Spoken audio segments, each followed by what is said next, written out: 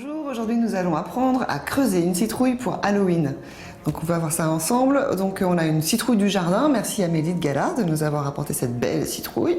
Des petits bols pour récupérer les graines, la chair.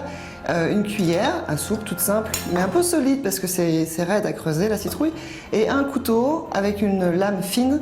Un couteau un peu solide quand même aussi parce que la citrouille c'est coriace. On y va. Donc on va commencer par lui couper un petit peu le bas parce qu'elle n'est pas très stable. Donc je la retourne et je vais couper un socle pour qu'elle puisse être bien stable sur ma table. Donc c'est mieux. Là on a une belle citrouille bien stable et on va lui couper son chapeau. Alors au préalable on a lavé, rincé, séché la citrouille hein, évidemment. On va pouvoir consommer la chair. Donc pour couper le chapeau, on va envisager de couper la partie haute et on va planter la lame du couteau à 45 degrés. Si on la plante comme ça, le chapeau il ne pourra pas retenir dessus, il va tomber au fond. Et si on la coupe comme ça, il va être trop gros, c'est pas très joli. Donc moi je vous recommande de planter le couteau à peu près comme ça. Et voilà, donc là on est arrivé dans le cœur de la citrouille et donc on va faire des mouvements de va-et-vient avec notre couteau. Comme ça, pour faire le tour. Voilà, donc quand on a terminé le tour, on peut enlever le couteau et on va soulever le chapeau, instant de vérité. Et hop là! Donc là, on a les graines, pareil à l'intérieur, et puis la chair, ici la pulpe, on va récupérer ça et on va la cuisiner. Hein, sur prima.fr, il y a plein de super bonnes recettes pour cuisiner la citrouille. On va laisser 1 cm à 2 cm à peu près d'épaisseur de chapeau pour pouvoir le repositionner sur notre citrouille. Mais on peut quand même récupérer une bonne partie de la pulpe ici.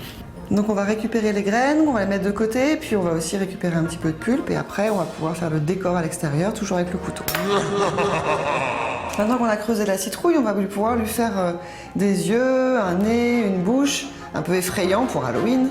Donc il y a plusieurs possibilités, vous pouvez prendre un modèle et reporter le modèle, faire des dessins au crayon, ou vous pouvez y aller carrément à main levée. Moi, c'est l'option que je vais prendre ici. Donc, je vais faire des triangles. Là, je fais donc les préformes à peu près. Voilà. Donc maintenant, je plante ma lame de couteau dans le trait, ici, comme ça, jusqu'à arriver à l'épaisseur. Comme j'ai creusé ma citrouille, l'écorce est plus fine. J'ai mon œil qui est prêt. On va lui faire un petit nez, tout petit nez, hein, Michael Jackson. Et une grande bouche. Alors, voilà, donc quand on a obtenu à peu près la forme qu'on voulait, on va pouvoir commencer à couper. Voilà, donc maintenant je vais pouvoir extraire la bouche. Voilà, on a fini de creuser et décorer notre citrouille, maintenant on va pouvoir l'éclairer. Moi ce que je vous recommande c'est d'utiliser des petites bougies LED. Celles-ci c'est les luminaires à votive, elles sont assez efficaces et elles ont aussi l'avantage de vraiment simuler le mouvement d'une bougie.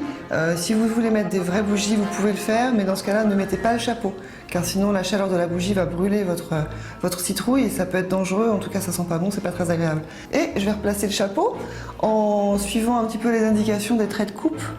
Généralement, on retrouve l'endroit comme ça. Voilà, très joyeux Halloween à tous.